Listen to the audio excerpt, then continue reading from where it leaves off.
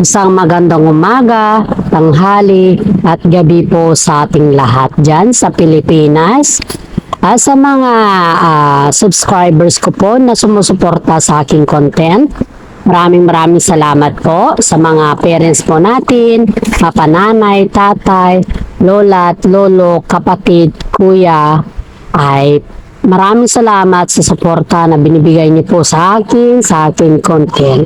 Lalong-lalo na po sa ating Panginoong may kapal dahil binibigyan po niya tayo ng wisdom, knowledge, and understanding para makabuo po ng aking content or sa ating content ng update sa ating ituloy sa buhay. Mabuhay ka, Panginoon, at salamat din sa pang-araw-araw na binibigay mo sa amin na pagkain at hindi lamang po yan, kundi maraming salamat din po sa binibigay mo sa amin na buhay na kung saan po ay lahat ng problema ay nalulutasan namin dahil po sa iyo. Dahil nananalig po kami sa iyo at yan po ang aking dasal at pasasalamat po. God bless po sa ating lahat. Umpisa. Okay, you're right. Umpisahan na po natin ng Kim Pao update at iba pang showbiz ganap. Ayon po sa aking legit na sources ay nag-umpisa na po yung preparasyon kila Paolo Avellino at saka si Kim Chiu. Dahil itong preparasyon na ito ay hindi to yung preparasyon na sinasa publiko ba. Yan po yung nasa aking legit na sources guys. Dahil ang preparasyon na ito ay patungkol sa kanilang future. Marami kasi ang nambabas sa kanila tuwing sinasa publiko nila yung kanilang preparation para sa kanilang future dahil nasa tamang edad naman na po sila At saka pagdating kasi sa showbiz, pag yung sinasabi natin na magpakasal, parang marami kasi yung mga passers dyan na binabas sila at nakaka-pressure din kasi yun pagdating sa kanila. Hindi man nila sinasabi na nakaka-pressure sa atin pero kagaya din po sa atin ba, isipin mo, kapag ikaw ay na-pressure din sa mga comment, siyempre sasakit yung ulo mo, di ba?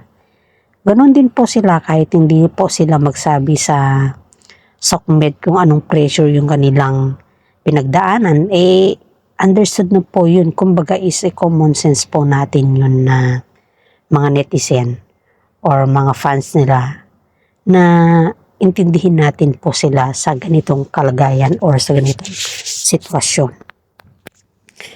Bukod pa sa preparasyon po ay talagang tinagsa po sila ng kanilang mga fans tuwing sila po ay may mga shooting at tuwing sila po ay lumalabas. Kaya kahapon po, dumating kasi yung time na sobrang busy si Kim Chiu sa pagre-rehearsal sa showtime. Tapos, biglang may mga fans na lumapit sa kanya at yung pagre-rehearsal niya kasi sa showtime po ay yun yung kanyang tagumpay sa international drama Soul Award sa Korea. Kaya doon po nila sinelebrate at siya po ay may performance na pinakita doon at sobrang husay ni Kim Chiu sa kanyang performance dahil lahat naman ng mga performance sa Kim Chiu ay mahusay siya. Ayon po sa aking legit na sources po ay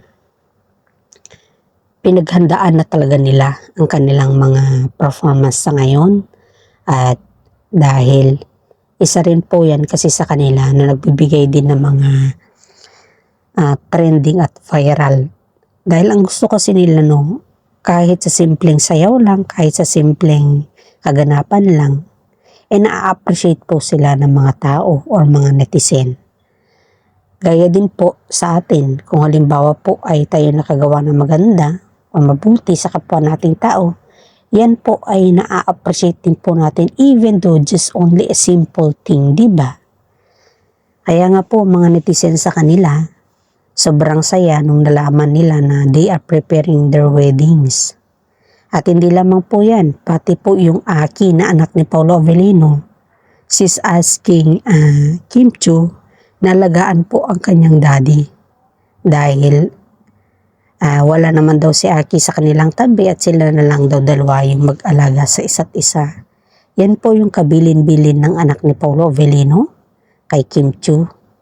Dahil alam naman din natin na kahit bata yung si Aki, ay may nasa tama na din po yung kanyang pag-iisip dahil kaya din po niyang sinabihan si Kim Chiu na alagaan niya po ang kanyang daddy. It's very sweet. Sweet message came from Aki na ganun po yung kanyang sinabi kay Kim Chiu.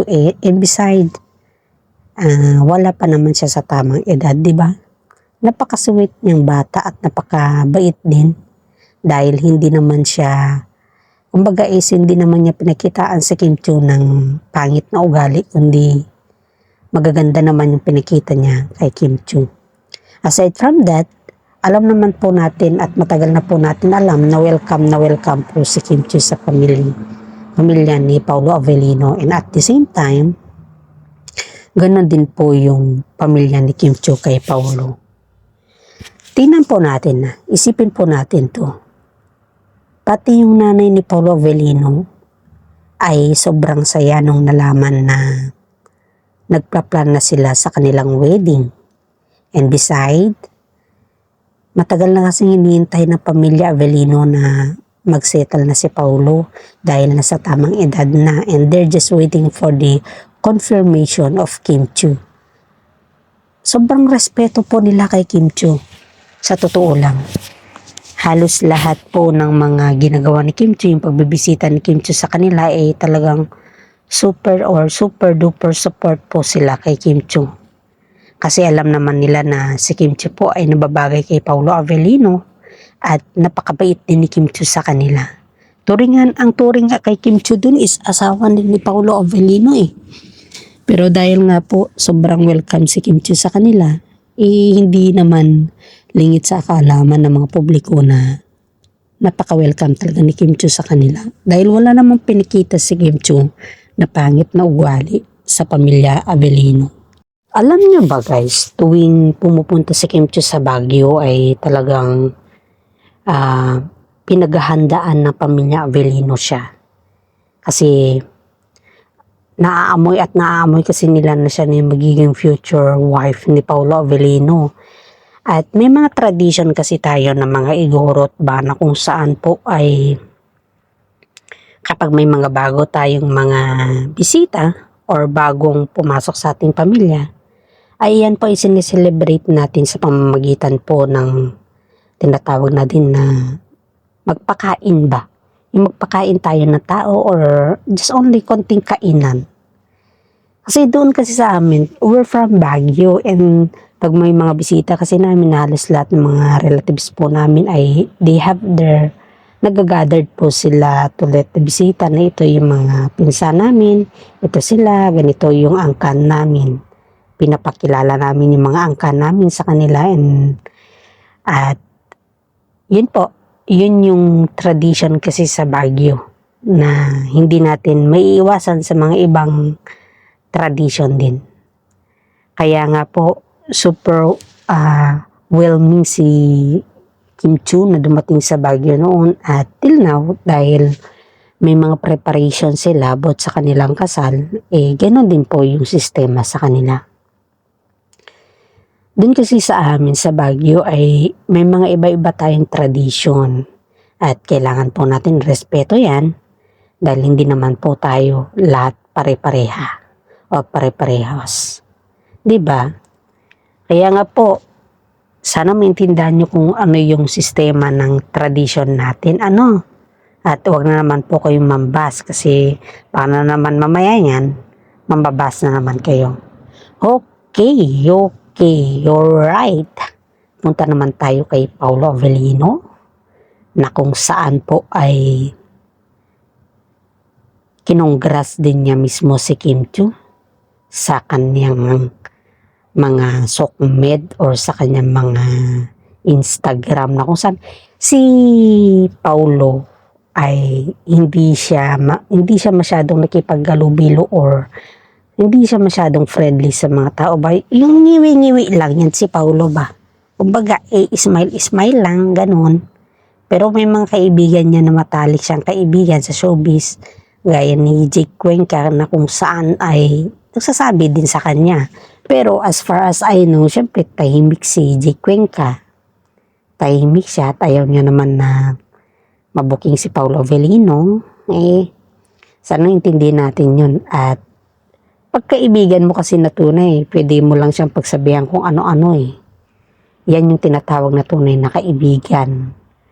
Hindi walang plastikan. Talagang vocal ba?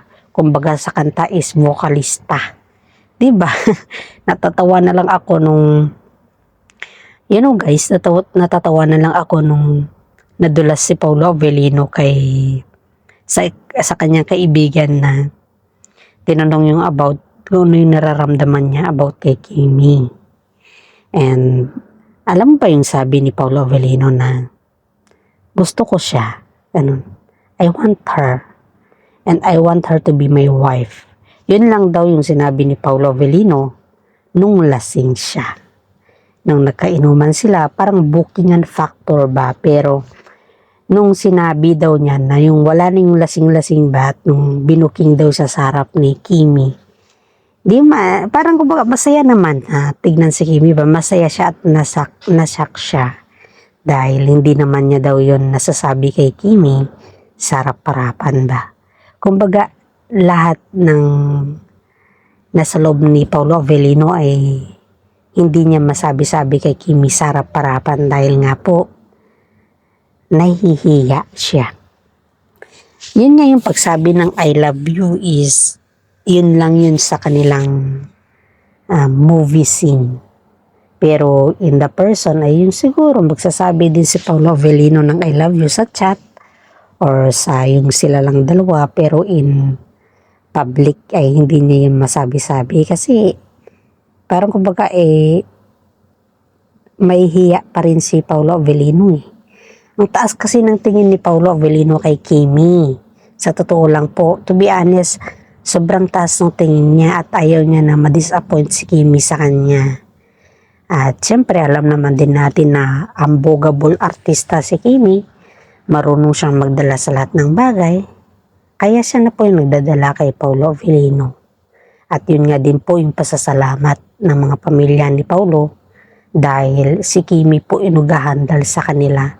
At sinabi naman kay Kimi na talagang sobrang mahiyain po si Paulo Avellino sa publiko. At alam naman po yun ni Kimi. Okay, alright. May bago na naman tayong updates sa isang content creator or sa isa nating comment dito na kung saan po ay basahin po natin yung kanyang comment.